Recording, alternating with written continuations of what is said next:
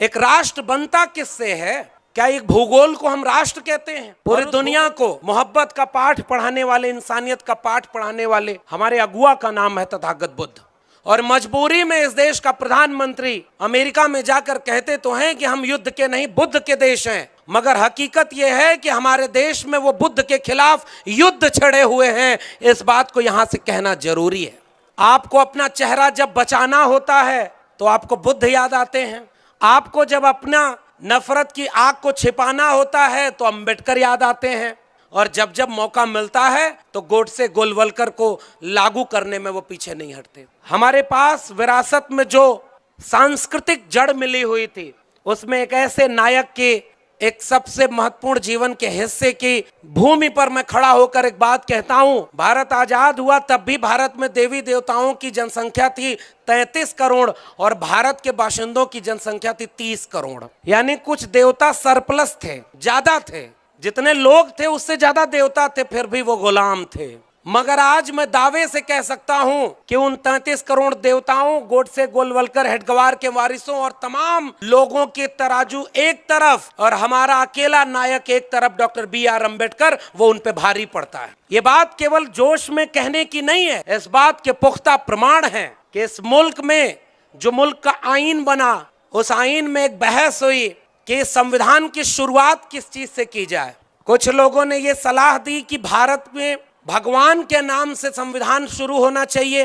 कुछ लोगों ने यह भी कहा खुदा के नाम से हो। डॉक्टर अंबेडकर ने कहा इस पर वोटिंग होगी और यहीं से वो शुरुआत समझिए। संविधान सभा की बहस की वोटिंग में भगवान हारता है। We the people of India, हम भारत के लोग जीतते हैं, जिससे भारत का संविधान शुरू होता है। एक राष्ट्र बनता किससे है? क्या एक भूगोल को हम राष्ट्र कहते हैं? और उस भूगोल में रहने वाले कुछ लोग ये दावा करें कि हम प्रमाण पत्र देंगे कि आप राष्ट्रभक्त हैं कि राष्ट्रद्रोही हैं।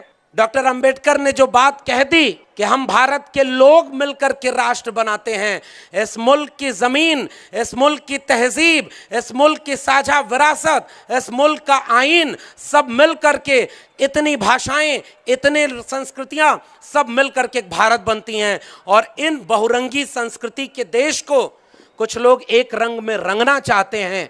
आज डॉक्टर अंबेडकर होते तो सीधे उंगली उठाकर कहते कि यह गलत है और हम तुम्हें एक रंग में इसे रंगने नहीं देंगे। उनको मौका मिला तो उन्होंने मनुस्मृति लिखी। उनको मौका मिला तो उन्होंने लिखा मुखस्य जायते ब्राह्मण बाहुर नाम क्षत्रिय। उन्हें मौका मिला तो उन्होंने लिखा कि एक महिला को बचपन में पिता के अधीन, युवावस्था में पति के अधीन और वृद्धावस्था में पुत्र के अधीन होना चाहिए। उन्हें मौका मिला तो उन्होंने लिखा कि शूद्र अगर वेद के श्लोकों को सुन ले तो कान में शीशा पिघला के डालना चाहिए। उन्हें मौका मिला तो उन्होंने लिखा कि इस देश में महिलाओं और शूद्रों को पढ़ाई लिखाई से दूर रखना चाहिए। उन्हें मौका मिला तो उन्होंने लिखा कि इस देश में जगह, जमीन और संपत्ति का अधिकार महिलाओं और शूद्रों को नहीं देना चाहिए। हमारे नायक को मौका मिला तो उसने भारत का संविधान लिखा जिसमें सब बराबर थे, कोई बड़ा कोई छोटा नहीं था।